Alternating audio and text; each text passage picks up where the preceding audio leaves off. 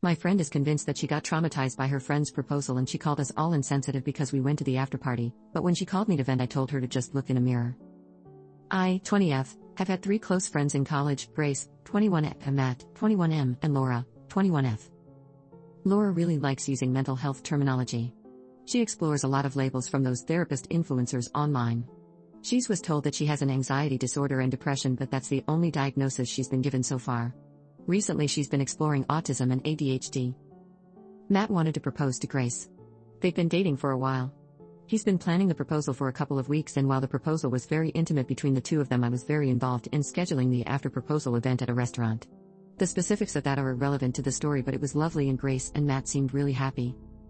Laura told us that she didn't want to be involved in planning the proposal because it reminded her of her parents' divorce. She said that she might come to the post-engagement party. Welcome the day of the engagement, and both Matt and I forget to check in on Laura. I don't think it's Matt's fault at all because he was occupied with far more important things, but I feel a bit guilty about not reminding her.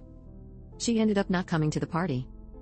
The next day she starts posting online some dramatic, for lack of a better word, things about how it was traumatizing to see how little her friends cared about her, and that she'll be updating her followers on her trauma therapy journey. She posts that she's now in a really dark place and she thinks she has PTSD.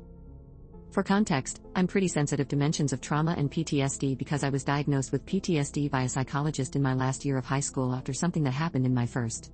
I felt a lot of guilt and shame around this because I spent a lot of time feeling that the thing that happened wasn't bad enough to count.